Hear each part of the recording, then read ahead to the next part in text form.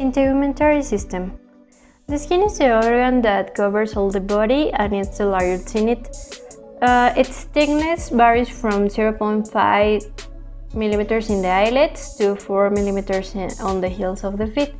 It's composed of two layers, the epidermis and the dermis. The epidermis is the most superficial layer and it's formed by epithelial tissue, and the dermis is below the epidermis and it has connective tissue.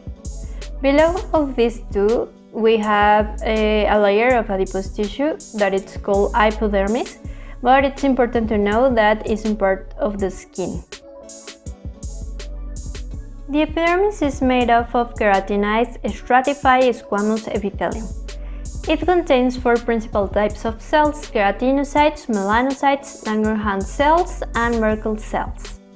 The keratinocytes are the most abundant cells in the skin and produces the protein keratin, that's why the name, and these cells protect the skin and the underlying tissues from heat, microbes, and chemicals, and also produce laminar granules which form a water-repellent layer. Melanocytes produce melanin, which gives us the color of the skin, and the more we have, the more protected against the UV rays we are. The Langerhans cells have an immune function against certain type of microbes, and the Merkel cells, that are located in the deepest layer of epidermis, are directly connected with the nerve endings to detect touch sensations. In most regions of the body, the epidermis has four layers. This is thin skin, and in some parts more exposed to friction, as the fingertips, palms, and soles. It has 5 layers, and this is known as thick skin. The deepest one is the stratum basal, and it has stem cells that produces more keratinocytes.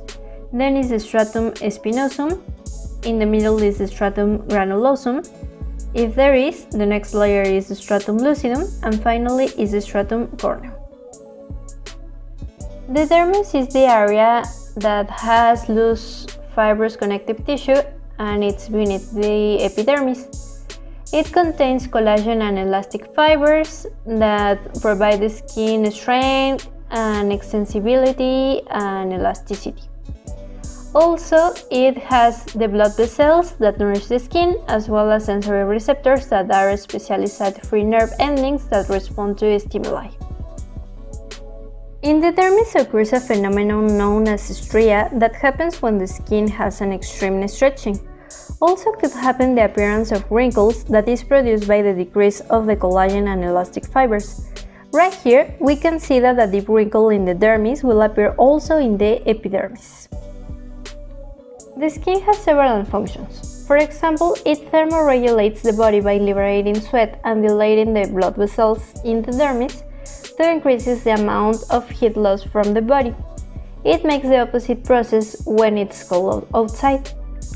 It serves as well as blood storage because it has an extensive network that culminates in the capillaries right here. As we mentioned before, the skin provides protection to the body in many ways. For example, from bacteria, abrasion, heat, and chemicals. Also from dehydration and drying, and also maintains a pH as protects us against the UV rays of the sun. Another function is the cutaneous sensations that come from stimuli of the exterior, such as temperature, touch, pressure, vibration, and the most important, pain, that could indicate tissue damage. As you recall, the excretion is the elimination of substance and absorption is the intake of materials from the exterior into body cells. Skin also does that when it eliminates sweat, salts, carbon dioxide, and waste like ammonia and urea, and when it absorbs lipid materials such as vitamins, drugs, gases, and beauty products in many cases. And finally, one of the most important functions of skin is the production of vitamin D that needs the activation by the UV rays of the sun, and then liver and kidney enzymes modify the activated molecule, producing calcitriol that aids to the absorption of calcium. Another thing that it's important to know about the skin is that it has accessory organs, which are hair, sebaceous and sudoriferous glands, and nails. Hair is present on most skin surfaces except the thick skin.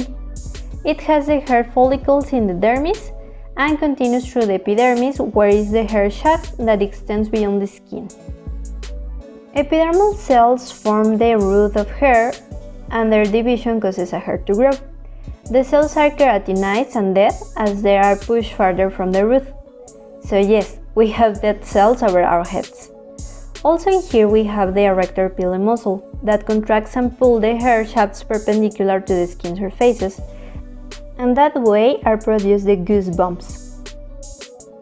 Each hair follicle has one or more sebaceous or oil glands, whose role is secret sebum. This gland could swell, and this is the cause of acne.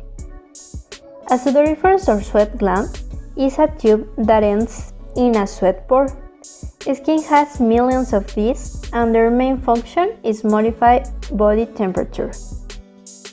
Nails are a protective covering of the distal part of the digits, and they grow from the special epithelial cells at the base of the nail, in a part called the nail root. These cells become keratinized as they grow out over the nail bed. The visible part of the nail is called the nail body, while the cuticle is a fold of skin that hides the nail root. The white color of the half-moon-shaped base, or lunula, results from the thick layer of cells in this area. Nails can help pry things open or pick up small objects. First of all, we need to understand what is cancer. Cancer is the out-of-control growth of any type of cells. So, skin cancer is the abnormal growth of skin cells. This happens because an error in the DNA that is called mutation, and this error could be caused by UV radiation, toxic substance, or by the weakness of the immune system. There are three main types of skin cancer, and that depends on which type of cell in the epidermis is mutated. It could be basal cell carcinoma, squamous cell carcinoma, and melanoma. The last one is the most dangerous because it metastasizes rapidly and can kill a person within months of diagnosis. The risk of developing melanoma has risen due to depletion of the ozone layer. The main risk factors for developing skin cancer are related to sun exposure and genetics. It's really important to make an early detection as key to successful treatment of melanoma. The early warning signs of melanoma are identified by the acronym ABCD. A is for asymmetry. Melanomas tend to lack symmetry. B is for border. Melanomas have irregular borders. C is for color. Melanomas have uneven coloration and may contain several colors. D is for diameter. Ordinary moles typically are smaller than 6 mm. With technological progress, nowadays exist many treatments for cancer. In the case of skin cancer, that depends on the size, location, type, and depth of the lesion. If it is a small cancer, it could be removed by a skin biopsy. Another option is freezing the tumor with liquid nitrogen that causes the cells to die and then to slough. Other option is excisional surgery that cuts out or excises the cancerous tissue and immersion of surrounding healthy tissue. Radiation therapy involves the use of a high-powered energy beam, such as an X-ray, to kill cancer cells. This therapy may be an option when cancer can be completely removed during surgery. And finally, chemotherapy is a treatment in which drugs are used to kill the cancer cells by interrupting their life cycles. Unfortunately, the drugs also affect other rapidly dividing cells in the body, such as the cells that produce hair.